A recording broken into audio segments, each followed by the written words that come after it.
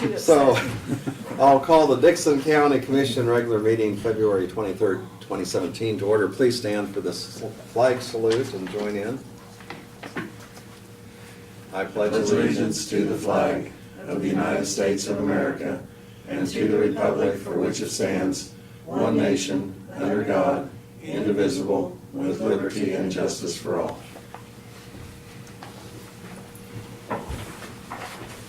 On today's agenda, we have 4 items to add to the agenda. The first one is to review and consider the approval of the 1400 Avenue HRRR project. The second item, review the 2017 inventory report. The third item, the sheriff has a request in on a budgeted item for some additional vehicles. The fourth item is a treasurer abatement, and this is for a parcel of land from 2012. And so with those 4 additions, I'd move that we approve the amended agenda. Second it.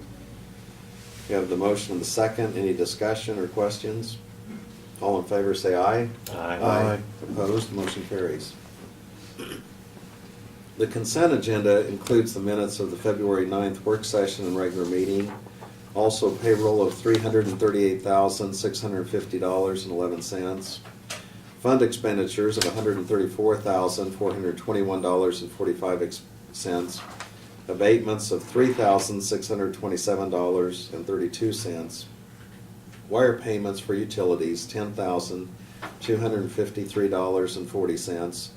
And then wire payment for a credit card of $13,453.98. Move to approve the consent agenda. I'll second it. So we have the motion and the second to approve the consent agenda. Any discussion? Otherwise, all in favor say aye. Aye. Opposed? Motion carries.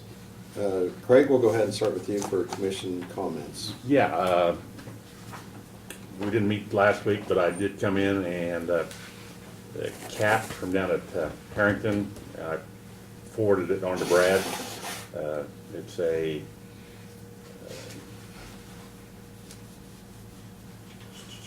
let me look down here. It's a long time understanding, working, managing in the service industry, that drinking establishments must deprive 30%. And she responded back to me, Brad, you contacted her, so.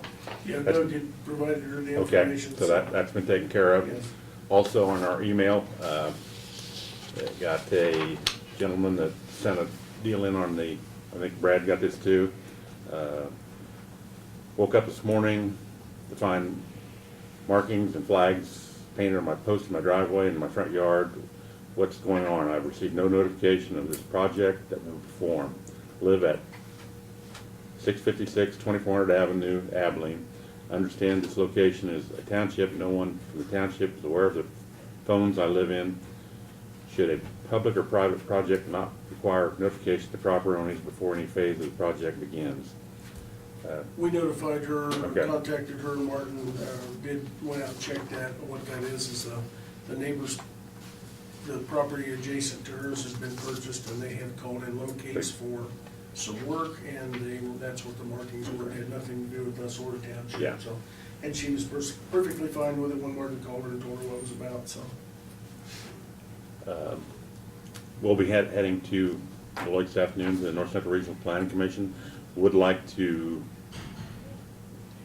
comment on Brad's presentation last night. Thought he did an excellent job.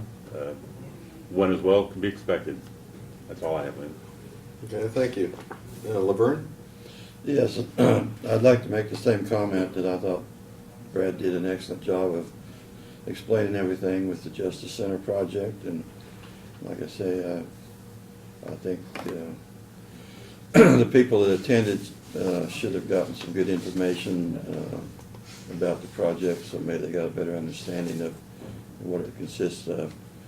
I did attend the North Central Juvenile meeting last a week from yesterday. We did get our legal counsel had retired or quit, and we did get another person that we decided on hiring for that position. The next meeting will actually be at, in Potawatomi County, up at, where the new.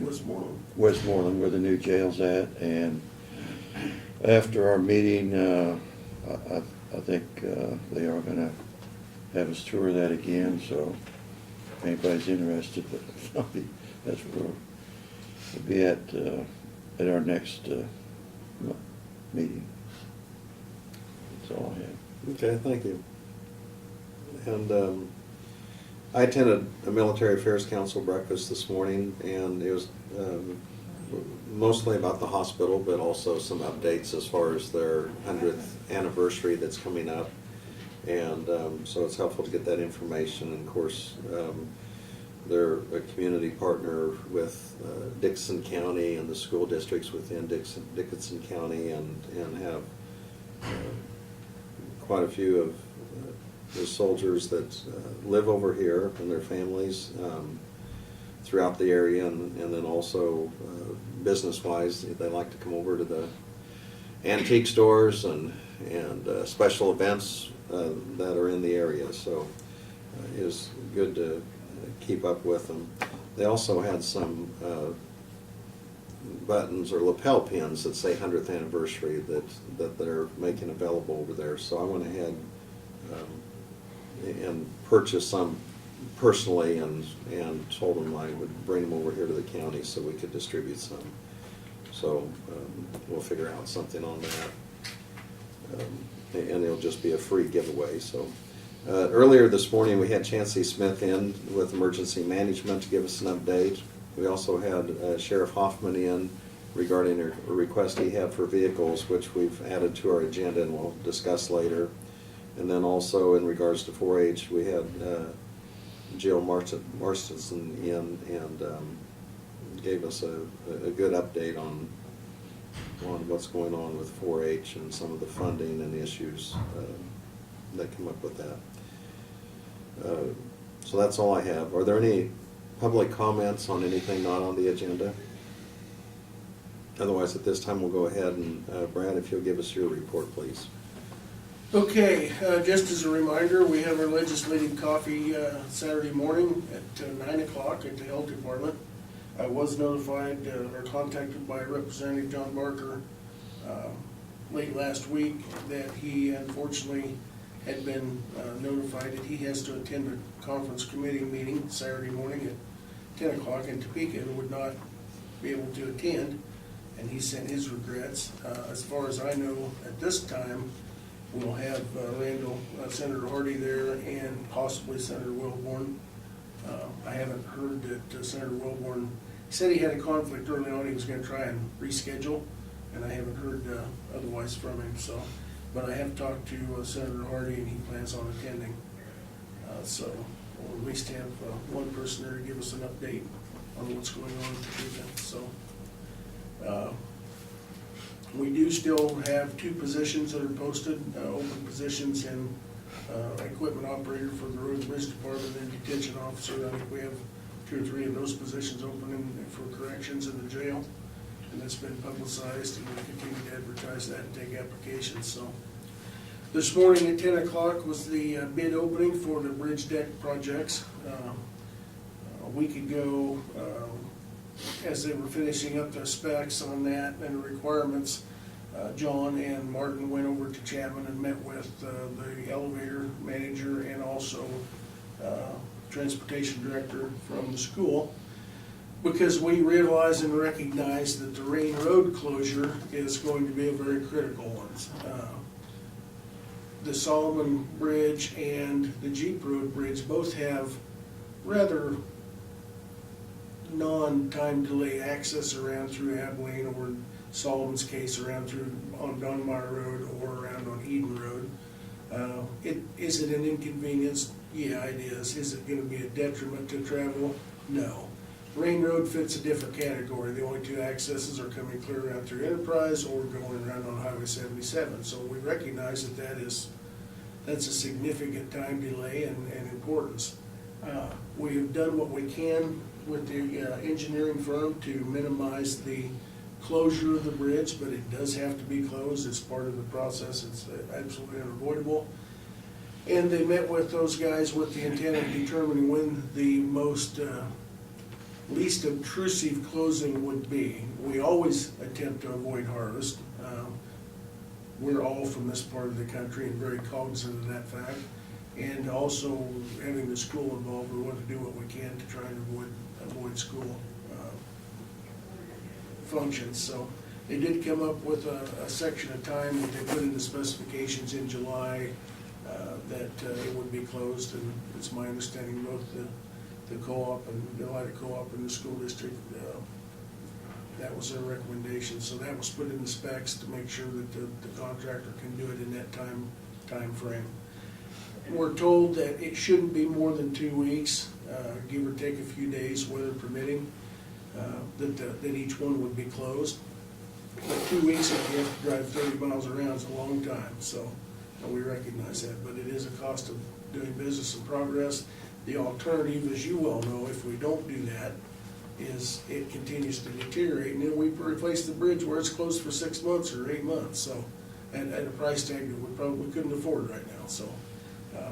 At any rate, we're doing what we can to be the least offensive to the local residents, and it will move forward. I would assume that probably next week, we will be back in here talking to you about awarding those, if the bids come in properly, and we'll move forward, so. I went and talked to Tom after I'd seen that morning, and the message it was giving to him from the person that took it, that when they called over, they're gonna close the bridge during harvest.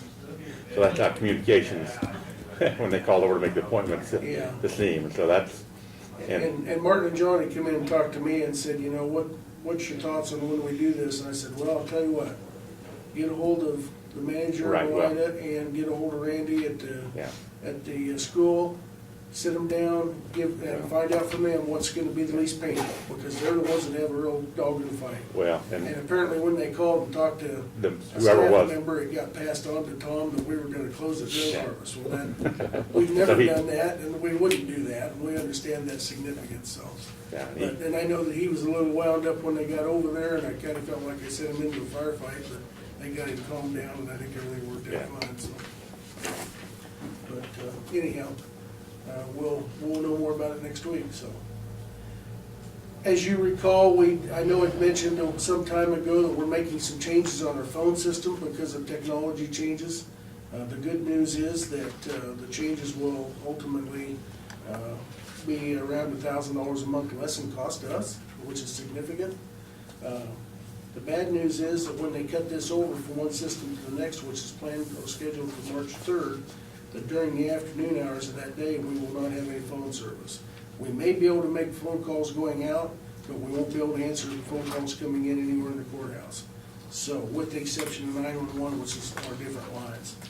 So that we, in the interest of making people know or aware of that, we're starting early, as early as we can, to let people know that if they call in on the afternoon of the 3rd, the phone may ring, and it's not because we're not here and doing the work, it hasn't been set up yet, and it's in the process of the transition. This is an issue that's on AT&T's, their side, it is unavoidable, we can't do anything about it. But do it and get it over with while we're going, so. How are you gonna handle 911 calls? They'll come in as normal, that's a completely separate Oh, system. okay. They're not being switched, and so they're not a part of this transition, so. So it won't be affected whatsoever, so. We have been continuing to work with Marion County on the bridge replacement on the county line. Excuse me, as you remember, had applied for federal funding and received it to receive that bridge, or to replace that bridge. And of course, by the statute, we'll be paying our share of that, so they're letting us know that they're moving forward on the project. Talking about 911, we did have 151 controlled burns over the weekend. In the unseasonably warm weather that we've had, it was a good weekend to burn. Out of those, I think there were 3 or 4 that burned out of control, and fire departments had to be sent out to. But for the most part, they all went very well, as far as we know. But we would just remind people to make sure that they, number one, call in, as they've done. And number two, stay with the fire until it's completely out, so that there are no questions as to whether the fire's out when we receive a call from someone else. So. The last thing that I have is that we're working with Fire District number 2 on a USDA grant application for some doors and entryways into a new fire station they have purchased or are in the process of purchasing in Hope. It was an existing building that was apparently a business that, my understanding, they purchased from the owner, and it didn't have any overhead doors or things in it, so USD has some funding available that's a grant that can help with that. So we're helping the fire chief out in completing the paperwork. We just about got it done. I'll then send it to Doug for his legal review, and there's a certification that he has to, with federal funds, that has to certify that it's proper, I guess, and then we'll get it back to them so they can submit it. So there's no funding on our part that's required, no matching funds. I think they pay it, it's 100% grant, so. And that's all I've got. Okay, thank you. Doug, do you have anything for us? I don't have anything that can compete with that, so Silence is golden. I did get my deed. Thank you. good, good. Okay, we'll go ahead to our other agenda items. We don't have any particular resolutions, but our first item is to the approval of the HRR project. Brad, do you want to just give us a summary on that? Yes, we had applied the last couple of, Notice of communications? Oh, Done? yep, no, I can do that. I need Okay, to well, no, do I that. just. You're right, I've just got ahead, so Brad, yeah, if you hold that thought. sure. I mean, Yeah. sure you got something. I did. After 2 weeks, actually not much There though. isn't a whole lot. Not much. I need to get the opener here. So nobody even took a peek at this to see if we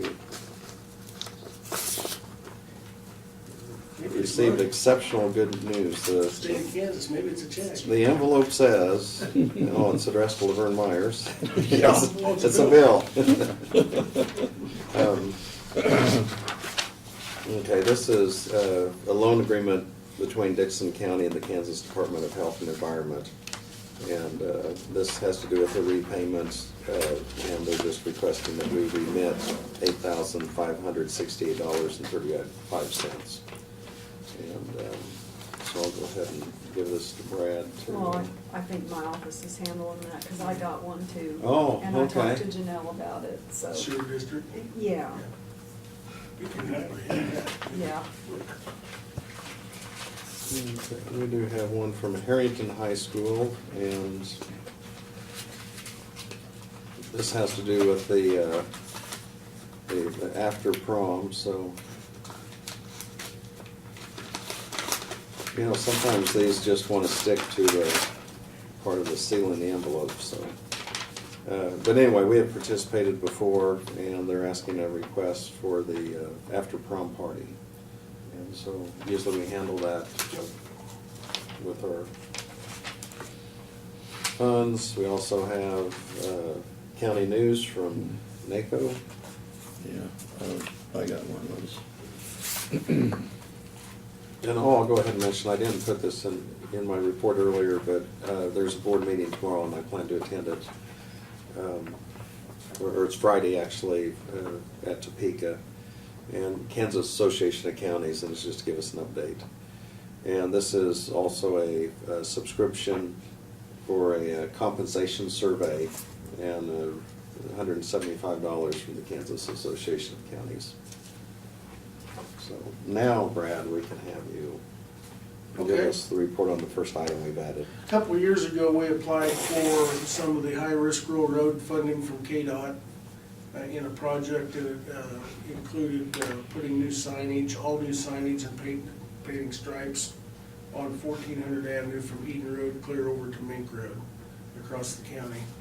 and we were turned down. We received notification just recently that we have been approved for this funding in the project year of 2019 program year, which actually I think is next year's work period, but this is the notification that we were awarded that money, subject to approval or subject to the funding being available. So this is just an acknowledgement that we need to have you sign that says we acknowledge and would receive that funding. It's 100% funding with HRR funds. And what it would do is, like I say, provide every new sign, marker signs, bridge signs, 911 signs from Eden Road clear across to Mink Road on 1400 Avenue. I think the amount is $54,000 total. Yes, it is. And that would be a contractor providing and installing the signs. We would not have to do it, so. Okay. And then it would put new paint striping on the pavement in that same area, so. Okay. But that's a year or two down the road then. Yes, it is. It's in the future, and it's, again, contingent on whether the federal funding that is allocated for that program is available at that time, or continues to be available, so. Okay. So I'll go ahead and make the motion that we apply for this project programming request and fill out the necessary paperwork. Second. Have the motion and second. Any questions or additional comments? Otherwise, all in favor say aye. Aye. Opposed? Motion carries. And there's a place for us to sign. Next item is the review of the 2017 inventory report. And you have it there in a white notebook. It's actually the 2016. It's a typo on my part. It's Okay. for 2017 review. And that is the county inventory. It's been through all the departments, and they have, we've done our scanning of all the items, and each department head has signed off on it, and I've signed off on the ones that I have purview over, so it's just up to you to review. If there's any things that you want to randomly go out and look at and make sure that you're certainly welcome to do that before you approve it. And procedurally, it goes to the various departments, and then the inventory's matched up with what it was previously, and Yes. and everything's And we also very have a section hands-on. in there for items that were declared surplus or done away with, that we have a paper trail so that the ladder, I think the one description that she's, or analogy is the ladder didn't go home with somebody, the ladder was no longer safe, so it got disposed of at the landfill, or, so that we have a paper trail on everything that's in use, or if it's no longer used, or if it was sold, that we have that documentation, so. I'm satisfied with the procedure, unless one of the commissioners want to. I move we approve the 2017 inventory report. I'll second it. Okay, it was the 2016 inventory report Oh, that we're doing for 2017. Correct, Yeah. yes. So, yeah, and that report is available, so if anyone wants to look at it, or if we want to review it later, we certainly have opportunity anytime, so. Absolutely. Any other questions or comments? This was brought up at the, what's that, we can't think of the name of the title, we went to at Bennington. They had a Capital improvement improvement plan. plan, yeah, and there was and they had some worksheets in there on inventory and stuff like that. We might get done voting on this, might highlight that. I forgot all about it until we did this. Okay. Otherwise, all in favor, say aye. Aye. Opposed, motion carries. Okay, earlier this morning, the sheriff was in, and this was a budgeted item, but he has a request for vehicles, and Brad, would you go ahead and offer the summary on that, or do you have this? Or I do not have that, but I think I think it's for 4 vehicles, correct? Correct. This is in our 2017 capital plan. It's an annual replacement of vehicles for the sheriff's personnel.